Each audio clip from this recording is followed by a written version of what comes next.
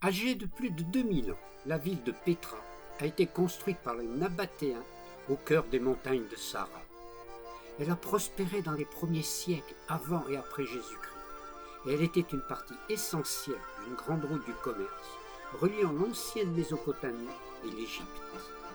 Aujourd'hui, des façades complexes, creusées dans les falaises de grès de la région, demeurent encore visibles, ainsi que d'autres structures et monuments remarquablement préservés de cette civilisation fascinante.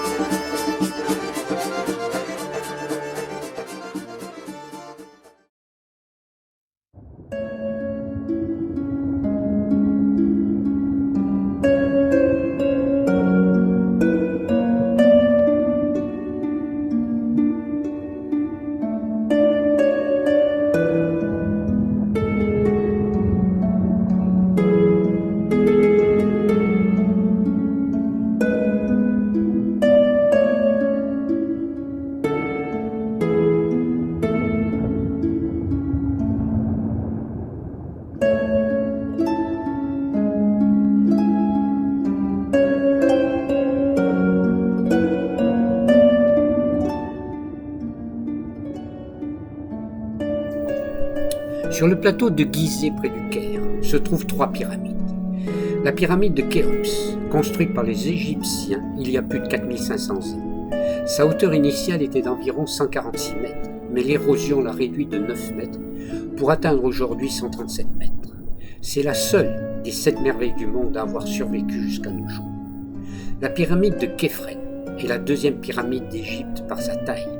Son sommet est couvert de calcaire. Elle est légèrement plus petite que celle de Khéops. La pyramide de Mykérinos est la plus petite des 3. Elle s'élève à la hauteur de 63 mètres à l'extrémité sud du plateau, mais ne représente qu'un dixième du volume de celle de Khéops. Le sphinx de Gizeh est la statue qui se dresse devant les grandes pyramides. Sculpture monumentale monolithique, la plus grande du monde, avec plus de 73 mètres de longueur, 14 mètres de large et 20 mètres de hauteur. Elle représente un sphinx couchant. Le corps du sphinx pourrait être celui d'un lion couché. Son visage pourrait en fait représenter Khéops lui-même.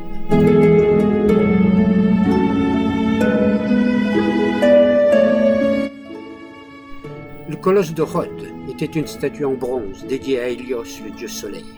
Sa hauteur dépassait 30 mètres. Elle était érigée vers moins 292, mais détruite en moins 227 par un tremblement de terre. La statue brisée resta sur place jusqu'en 654, mais fut définitivement détruite par une expédition arabe qui emporta les 20 tonnes qui restaient du colosse, 13 tonnes de bronze et 7 tonnes de fer, pour les vendre à un marchand juif. Mais il ne reste plus à ce jour la moindre trace du colosse. Elle a été considérée comme la 6e des 7 merveilles du monde.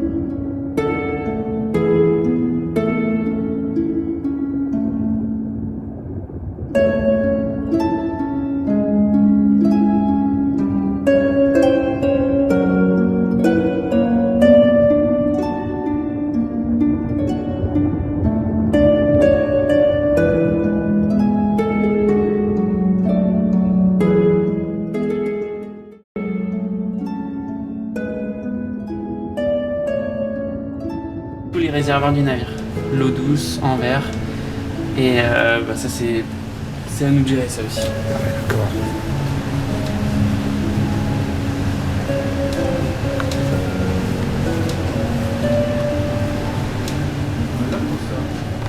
Volant. Elle est petite. Ah oui, c'est vrai. Hein, Qu'est-ce qu'il y avait? c'est mignon comparé au bar à eau qui faisait 1 mètre de diamètre. Voilà. Sinon, on peut prendre les commandes depuis les joysticks. Donc, on peut les synchroniser. Si je donne un ordre de barre sur tribord, les 2 safrans vont venir se mettre en place pour que le navire vienne sur tribord. Et on peut aussi les mettre en indépendant. Donc, je pourrais mettre un safran vers la gauche et un safran vers la droite. On peut aussi dissocier les deux hélices, les 2 moteurs, pour donner 2 ordres différents. Donc je pourrais mettre une hélice en arrière et une hélice en avant pour la manœuvre. Juste ici, on a le propulseur d'étrave. Donc c'est une hélice qui se trouve à l'avant pour diriger le nez du navire. Donc pour les manœuvres, c'est vraiment confortable.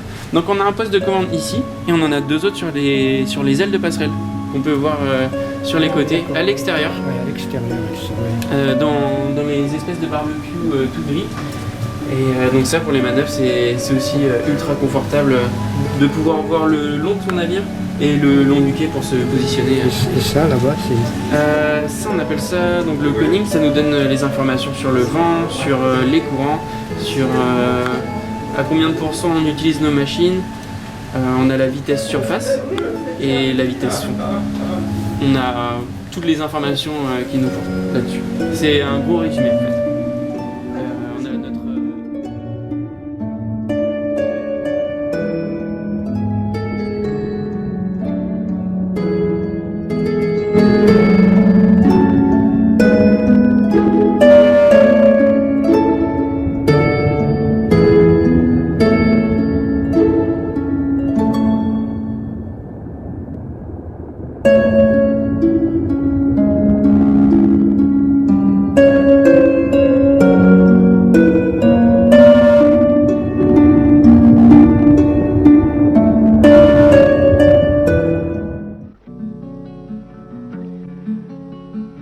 J'aimerais tant voir Syracuse, l'île de Pâques et Kérouan, et les grands oiseaux qui s'amusent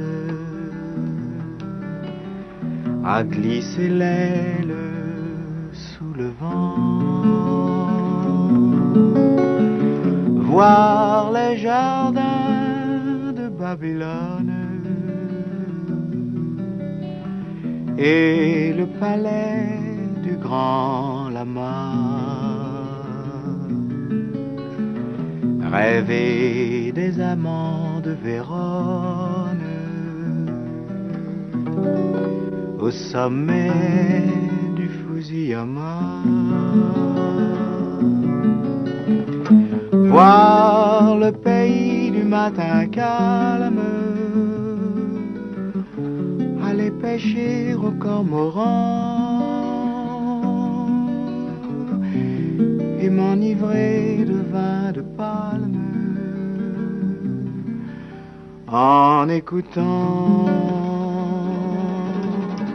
chanter le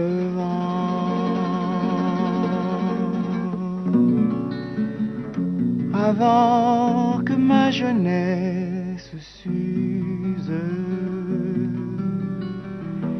et que mes printemps soient.